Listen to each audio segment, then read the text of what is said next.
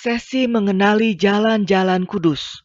Sesi ini membahas bagaimana kita meresponi Tuhan dengan lebih maksimal sesuai kecenderungan kepribadian kita. Salah satu referensi utama dari sesi ini adalah dari buku Sacred Pathways karangan Gary Thomas. Di buku ini, Gary Thomas menunjukkan bahwa setiap kita memiliki kecenderungan utama dalam meresponi Tuhan sesuai kepribadian. Dalam bidang psikologi, Carl Jung mengembangkan 4 profil untuk menggambarkan tabiat manusia yang kemudian dirumuskan lagi oleh Isabel Briggs Myers dalam tes Myers-Briggs atau MBTI yang populer sekali.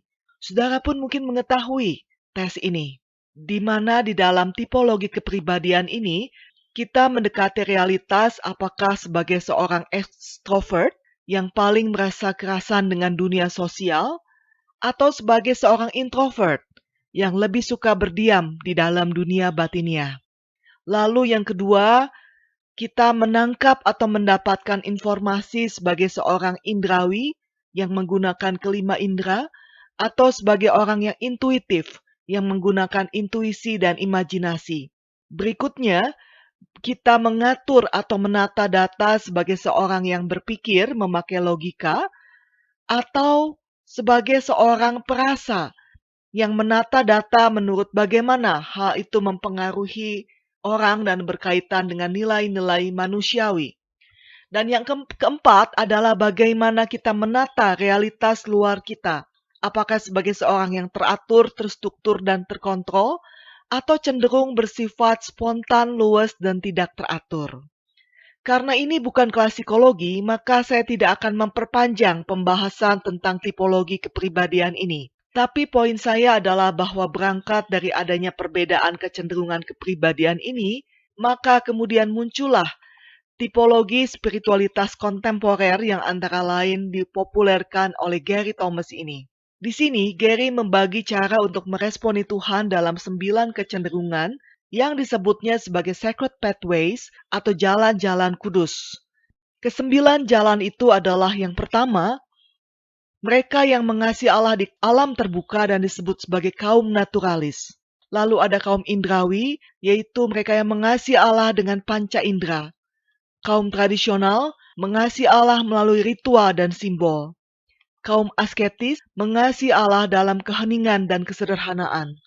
Kaum aktivis mengasihi Allah melalui konfrontasi. Pemerhati mengasihi Allah dengan mengasihi dan merawat orang lain. Antusias mengasihi Allah dengan misteri dan perayaan.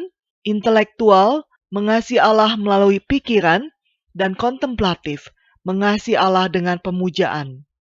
Kebanyakan dari kita memiliki lebih dari satu kecenderungan.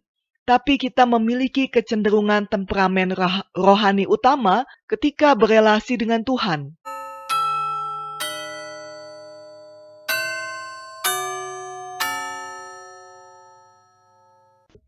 Kaum kontemplatif adalah mereka yang mengasihi Allah dengan pemujaan. Dengan demikian, kaum kontemplatif mengalami Allah sebagai seorang kekasih. Hal tersebut ditandai oleh kelekatan emosi dan penyerahan diri kepadanya. Karena itu, kaum kontemplatif senang berdiam diri di hadirat Allah, memujanya, dan menikmatinya. Bagi kaum kontemplatif, hamba itu berkutat dengan melakukan. Sementara sahabat berfokus pada menjadi.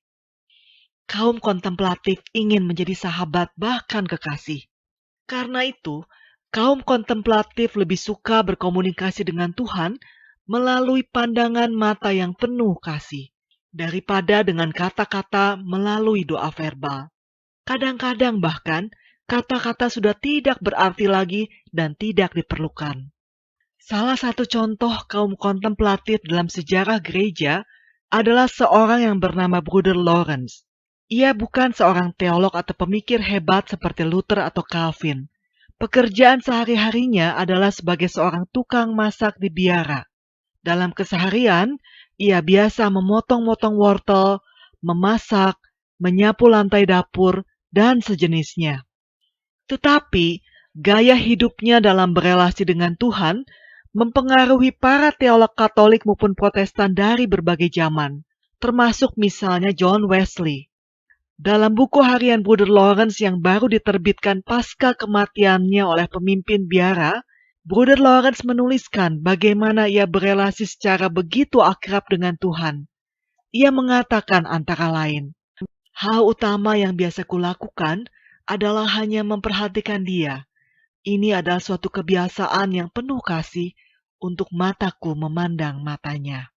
Sementara itu, tokoh lain dari sejarah gereja yang merupakan tipikal kaum kontemplatif, yaitu Teresa dari Avila, bicara tentang pernikahan ilahi dalam ia berelasi dengan Tuhan.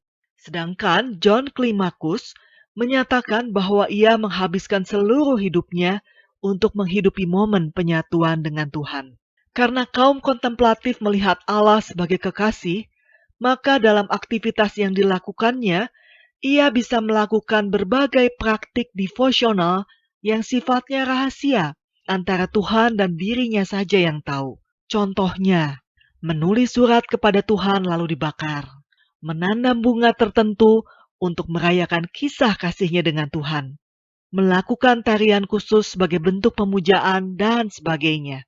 Dengan kata lain, tipe kontemplatif ini adalah tipe yang romantis sekali ketika berelasi dengan Tuhan. Kaum kontemplatif pun sering mendapatkan manfaat dari menulis jurnal karena melalui aktivitas itulah mereka dapat menjelajahi ruang-ruang hati mereka dalam berelasi dengan Tuhan maupun dengan dirinya sendiri. Sementara itu, lubang kejatuhan kaum kontemplatif antara lain, kehilangan keseimbangan dan jadi antisosial. Tidak lagi memperdulikan pengajaran firman karena fokusnya adalah terserap di dalam Tuhan. Atau kecanduan pengalaman rohani, di mana ia menjadi rakus secara rohani dan hanya mengejar perasaan, bukan lagi Allahnya. Apakah jalan-jalan kudus ini bisa berubah dalam diri seseorang? Menurut saya, hal ini cenderung menetap, seperti halnya kepribadian kita. Tetapi kita dapat mencoba berbagai cara untuk berelasi dengan Tuhan, yang bukan kecenderungan kita untuk memperkaya dan memperdalam pengenalan kita akan Tuhan dan diri. Pertanyaan reflektif penting yang perlu diperhatikan jika jiwa kita dianalogikan sebagai kebun bunga. Apakah saya sudah merawat kebun bunga jiwa saya dengan baik? Untuk itu, kita perlu meluangkan waktu untuk mengevaluasi kehidupan ibadah pribadi. Apa yang membuat kita bergairah, bosan, merasa terbebani, atau justru merasa sangat terberkati sehingga mudah menjadi berkat bagi orang lain. Jika kita tahu apa yang jadi kecenderungan diri kita, kita pun tidak akan mudah menghakimi mereka yang berbeda dari kita, atau merasa terintimidasi karena kita berbeda dari orang lain. Demikianlah sesi mengenali jalan-jalan kudus ini. Semoga Anda bisa lebih tercerahkan dan terberkati. Terima kasih atas perhatian Anda.